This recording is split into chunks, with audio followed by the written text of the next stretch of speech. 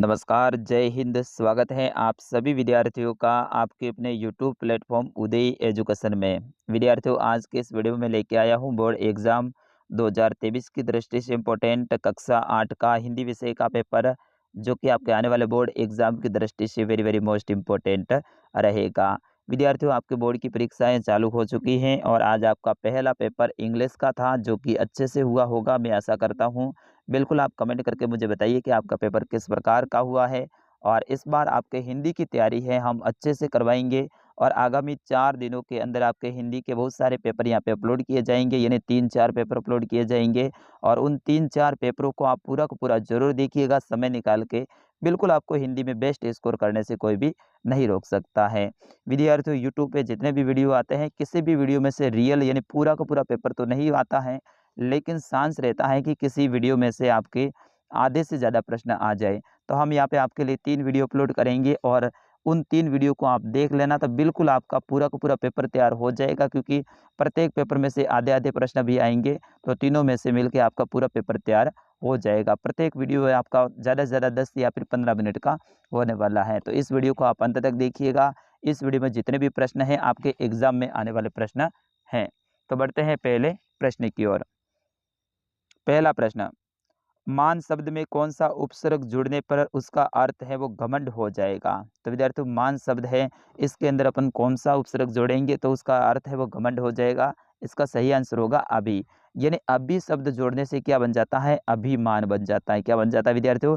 अभिमान। और अभिमान का मतलब क्या होता है? घमंड होता है। अगला प्रश्न है, जैसे ही उन्हें पत्र मिलता था उसी समय वे उसका जवाब लिख देते थे, यह स्वभाव किसका था?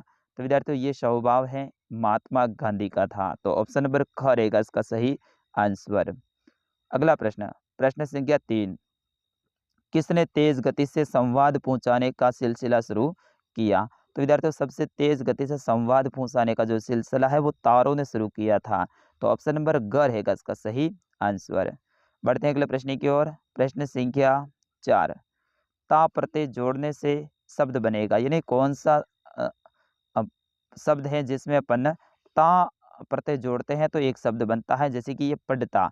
पढ़ता शब्द में है वो ता प्रत्यय लगा हुआ है। तो ऑप्शन नंबर क रहेगा इसका सही आंसर। अगला प्रश्न है प्रश्न संख्या 5, लेखक को बस कैसी लग रही थी? तो विद्यार्थियों, लेखक को बस है वो जर्जर लग रही थी।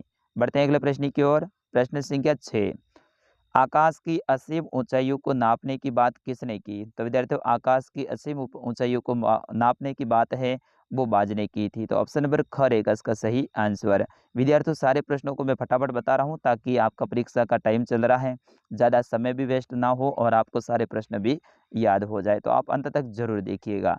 अगला प्रश्न है प्रश्न संख्या 7, टोपी पाठ के लेखक का नाम है? तो विद्यार्थियों, टोपी पाठ है, इसके लेखक का नाम है संजीव। ठीक ना? तो ऑप्शन नंबर ख रहेगा इसका सही आंसर। अगला प्रश्न है प्रश्न संख्या 8, तंद्रालस शब्द का अर्थ है? तो विद्यार्थियों, तंद्रालस शब्द है, इसका अर्थ होता है अलसाया हुआ। अगले प्रश्न की ओर बढ़ते हैं। प्रश्न संख्या 9, दर्जी ने टोपी पर कितने फूंदने लगाए थे? तो विद्यार्थियों, दर्जी ने टोपी के ऊपर 5 फूंदने लगाए थे।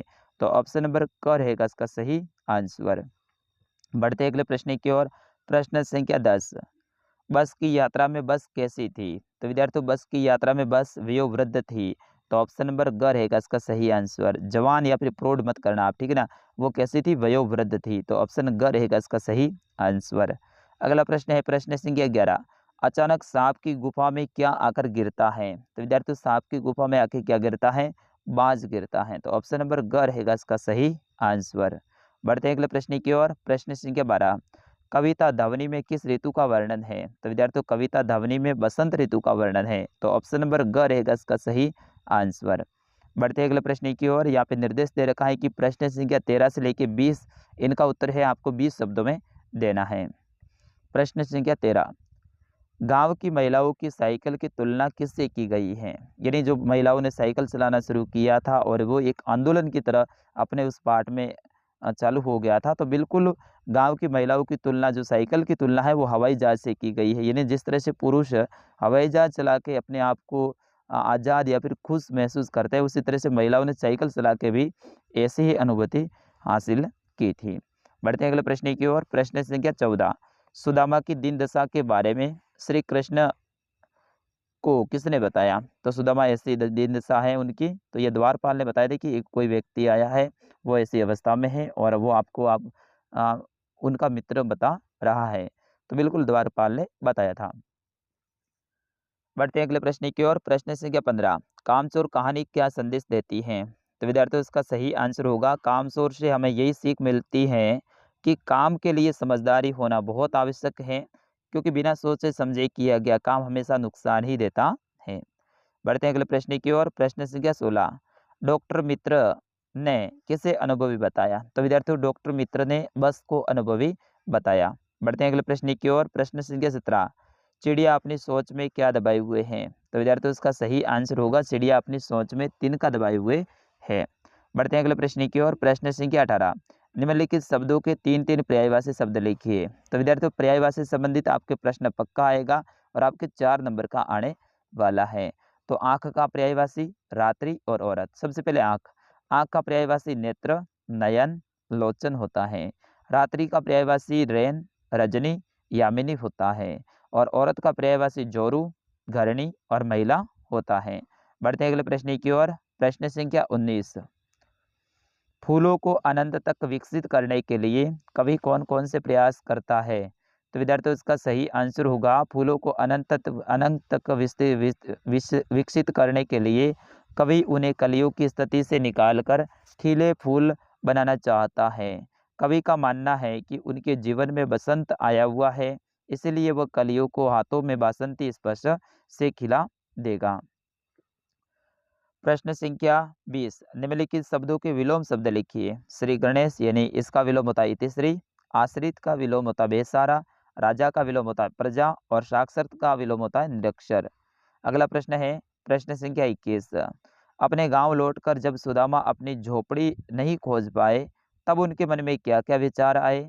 कविता के आधार पर स्पष्ट कीजिए। तो विद्यार्थियों ये सुदामा और श्री कृष्ण वाला जो पार्ट है उससे लिया गया है और ये भी वेरी वेरी मोस्ट इम्पोर्टेंट है। अथवा में ऑप्शन मिल जाएगा कि आधुनिक संचार के साधन पत्रों का मुकाबला क्यों नहीं कर सकते हैं? तो विद्यार्थियों इसका सही आंसर होगा कि आधुनिक संचार के साधनों में जैसे कि telephone, SMS, mobile, fax, email आदि के द्वारा संदेश तो भेज सकते हैं, लेकिन इसका रूप स्थायी नहीं होता है, जबकि पत्र है वो स्थायी रूप से होता है और इन पत्र साधनों के मुकाबले सस्ता भी पड़ता है। यानी दूसरे साधनों के मुकाबले पत्र है वो सस्ता भी पड़ता है। तो विद्यार्थियों गद्यांश का प्रश्न आ रहा है, निम्नलिखित गद्यांश को ध्यानपूर्वक पढ़कर दिए गए प्रश्नों के उत्तर दीजिए। तो ये गद्यांश है, बदलू वाला जो पाठ है उसमें से जो गद्यांश बन रहे हैं 2 या फिर 3 हैं आपके पाठ में, उन 3 गद्यांशों को अच्छे से पढ़ लीजिएगा। विद्यार्थियों 100% आपके बदलू वाला जो पाठ है उसी में से गद्यांश आने की संभावना है और एक बस वाला है उनमें से आने की संभावना है। तो दोनों पाठों के जो गद्यांश है वो अच्छे से याद कर लीजिएगा, बिल्कुल आपके 8 नंबर पक्के होने वाले हैं। तो यहाँ पे प्रश्न है उनके उत्तर देने हैं।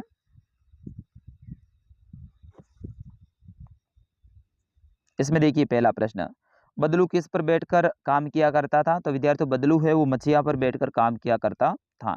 इसमें दूसरा है कि बदलू किसके पहुंचते ही मसीहा मंगवाता था और क्यों? तो बदलू लेखक के पहुंचते ही मसीहा मंगवाता था, क्योंकि लेखक है वो दोपहर के समय में बदलू के पास में बैठने के लिए जाता था। अगला इसी में जो ये गद्यांश में से ही सारे उत्तर हैं, लेकिन मैंने उत्तर डायरेक्ट में बता रहा हूँ क्योंकि वीडियो लंबा न हो। दोपहर के समय प्राय कौन किसके पास में रहता था? दोपहर के समय लेखक है प्राय बदलू काका के पास में रहता था। अगला प्रश्न है कि बदलू चूड़िया के जोड़े को किस प्रकार से देखता था? अगला प्रश्न है प्रश्न संख्या 23, निम्नलिखित में से किसी एक पद्यांश की सप्रसंग व्याख्या करनी है। सप्रसंग का मतलब होता है प्रसंग पहले लिखना। प्रसंग का मतलब क्या होता है, किस पाठ से लिया गया है, इसके लेखक कौन है और इसमें क्या बताया गया है, और फिर उसके बाद में जो लाइनें दे रखी हैं उनकी आपको व्याख्या करनी है। तो यहाँ पे शीस पगा न झका तन में प्रभु, जहाँ कोई आही बसे कही ग्रामा, धोती फटी सी लटी दुपटी, अरु पाए उपनाया नाही समा। इस तरह से जो ये आपका सुदामा वाला है या फिर उसमें से ये लिया गया है, तो इनको आपको ये उत्तर लिखना है। अगला प्रश्न है प्रश्न संख्या 24, घायलबाज को देखकर सांप क्यों खुश हुआ था? क्योंकि घायलबाज को देखकर सांप इसलिए खुश हुआ था क्योंकि घायलबाज है वो उसका अहित नहीं कर सकता था और अब उसे बाज से डरने की कोई आवश्यकता नहीं थी, इस कारण से वो खुश हुआ था, इसका थोड़ा उत्तर बड़ा है, आप याद कर लीजिएगा। अथवा में ऑप्शन मिल जाएगा। वेरी वेरी मोस्ट इंपॉर्टेंट ये प्रश्न है कि टोपी पहनते ही घबराया के मन में क्या क्या इच्छा जगी और तथा टोपी पहनकर घबराया की क्या प्रतिक्रिया थी। प्रश्न संख्या 25 है, निम्नलिखित में से किसी एक विषय के ऊपर आपको 150 शब्दों में निबंध लिखना है। रंगों का त्योहार होली, स्वस्थ भारत मिशन, सती प्रथा एक सामाजिक कुरीति और या 21वीं सदी की महामारी कोरोना। तो विद्यार्थियों इसमें अथवा में मिल जाएगा। अगर निबंध नहीं आता है तो आप कहानी भी लिख सकते हैं। ईमानदार लकड़हारा के ऊपर, दो मित्र और भालू के ऊपर, आलसी औरत या फिर लोमड़ी और अंगूर के ऊपर। तो विद्यार्थियों कहानी आपके एग्जाम में आएगी और आपके एग्जाम में एप्लीकेशन आएगा और आपके एग्जाम में ये क्या कहते हैं निबंध आएगा। तो यहाँ पे एप्लीकेशन है 2 दिन के अवकाश के लिए आपको याद करनी है या फिर आपको टीसी के लिए यानी स्थानांतरण प्रमाण पत्र के लिए याद करनी है। तो विद्यार्थियों ये था कक्षा 8 का हिंदी का पेपर। आगे अगला पेपर बहुत जल्द हम लेके आ रहे हैं, वो भी वेरी वेरी मोस्ट इंपॉर्टेंट रहेगा। उस पेपर को देखने के लिए आप हमारे चैनल को सब्सक्राइब और वीडियो को लाइक कर दीजिएगा। मिलते हैं अगले वीडियो में, तब तक के लिए नमस्कार, जय हिंद।